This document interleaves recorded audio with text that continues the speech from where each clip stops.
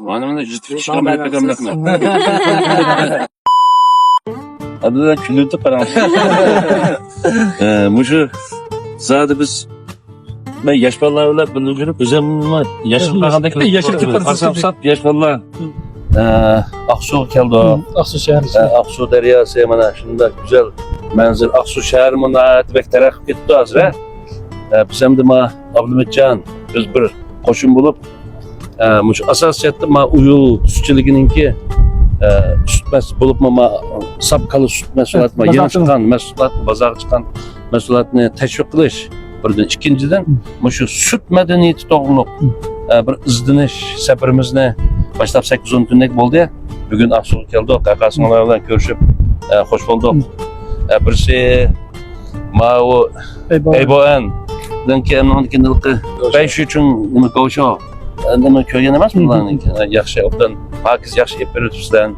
Maqsad nima deganingizda birisi mening ikkil ta'siratim bor. Birisi uyul sütçiligininki mayli qas mahsulot bo'lsin.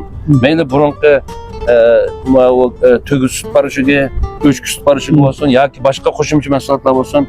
Bulupmi hozir yangidan bozorga solgan uyul sap kalı sütü.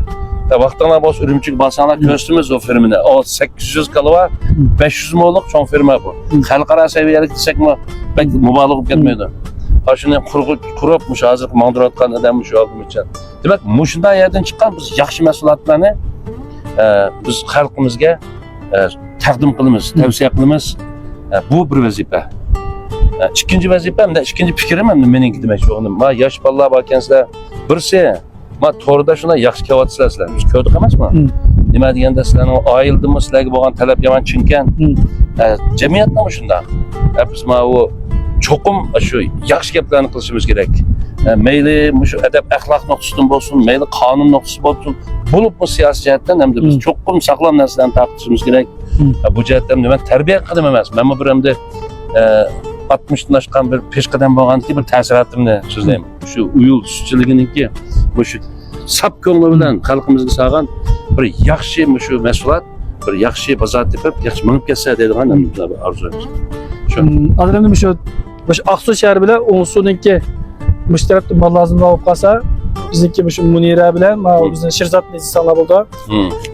Munira telefon numaramiz deb qo'ying. 456 0997 58 77. Yemirdan.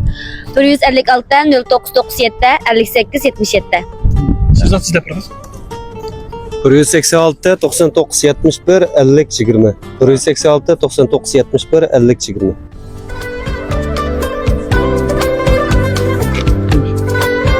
Manimda jitib chiqqan bir pekamlakman. Mana hamsa hammada ma Aksu tavallik bir ish o'tmaydimi? Aksudagi har millat xalqidan majlislik ishini umid qilamiz.